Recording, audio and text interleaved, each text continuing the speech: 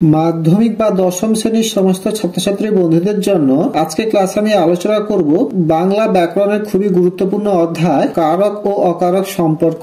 এই অধ্যায়ের খুবই গুরুত্বপূর্ণ প্রশ্ন, অনুসর্গ এবং বিভক্তির মধ্যে পার্থক্য লেখো, অথবা প্রশ্নটা একটু ঘুরে আসতে পারে, অনুসর্গ ও বিভক্তির মধ্যে তুলনা করো। এই কোশ্চেনটা পরীক্ষায় তোমাদের প্রায় সময় আসে, ভালো করে দেখে রাখবে। প্রথমে তোমরা তিনটি ছক করবে। প্রথম ছকে থাকবে মূল বিষয় বা বিষয়, পরের ছকে থাকবে অনুসর্গ এবং শেষের ছকে থাকবে বিভক্তি। প্রথমে গঠন। অনুসর্গ হলো অব্যয়, অন্যদিকে বিভক্তি বা ধ্বনিগুচ্ছ যা শব্দ বা ধাতুকে পদে পরিণত করে। এবার চলে 2 নম্বর পয়েন্ট, কাজ। অনুসর্গ বিভক্তির কাজ চালায়, কিন্তু যে পদের পরে বসে তার সঙ্গে এক হয়ে মিশে যায় না। অন্যদিকে বিভক্তি শব্দ বা ধাতুর সঙ্গে জুড়ে যায় বা মিশে অবস্থান করে। বোঝা গেল? এই কোশ্চেনটির উত্তর তোমরা ভালো করে মুখস্থ করে রাখবে। কারক ও অকারক সম্পর্কিত অধ্যায়টি ফুল ক্লাস কিন্তু আমি আলোচনা করে দিয়েছি। এই ভিডিওটি ডেসক্রিপশন এবং কমেন্টে আমি কিন্তু লিঙ্কগুলি পিন করে দিলাম, তোমরা অবশ্যই ওই ক্লাসগুলি দেখে আসবে, তাহলে তোমরা উপকৃত হবে। আজকে ক্লাসটি এখানেই শেষ করলাম। ক্লাসটি কেমন লাগলো অবশ্যই একটা লাইক এবং কমেন্ট করে জানিও। আর আমাদের চ্যানেলে নতুন হয়ে থাকলে অবশ্যই আমাদের চ্যানেলটিকে